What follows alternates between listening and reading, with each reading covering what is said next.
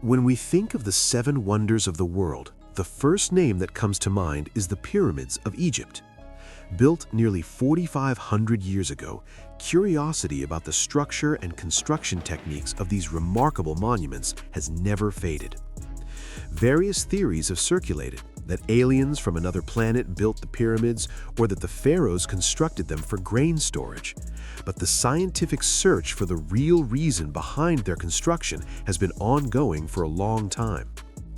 The pyramids are essentially burial grounds. These massive tombs were built to bury the rulers of ancient Egypt, the pharaohs, after their death. They were constructed using thousands of workers over several decades.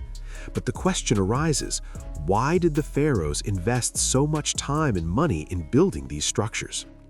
The primary reason lies in the concept of the afterlife, which was deeply rooted in ancient Egyptian society.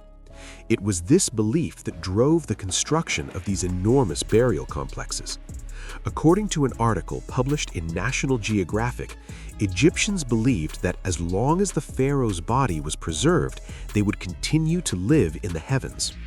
To ensure a smooth journey into the next life, the pharaoh's bodies were mummified and placed inside the pyramids along with their worldly treasures. When we think of the pyramids, the image that first comes to mind is the Great Pyramid of Giza, also known as the Pyramid of Khufu, standing over 450 feet or 139 meters tall. Located on the outskirts of Cairo, it is the oldest and largest of the three pyramids at Giza. It is believed, however, that at the time of its construction, it was even taller. It was built using approximately 2 million massive stone blocks, each weighing around 60 tons and measuring 30 to 40 feet in length. It is believed to have been constructed during the reign of Pharaoh Khufu between approximately 2509 and 2483 BC. Later, two more pyramids were built beside it, those of Khafre and Menkaure. According to Professor Donald Redford of Classics and Ancient Mediterranean Studies, the Pyramid of Giza was built in less than 23 years by 20,000 to 30,000 workers. He notes that many of those who built the pyramid were farmers. He states that farmers who worked on the pyramid were given tax breaks and, once brought to the city, were provided with shelter, food, and clothing. For a long time, the widely accepted answer to the question of who built the pyramids was slaves. It was believed that people were captured from various places and forced into slavery by cruel pharaohs to build the pyramids. However, paintings on the pyramid walls have revealed a different story. Archaeologist Mark Leonard discovered the workers' town where the pyramid builders lived.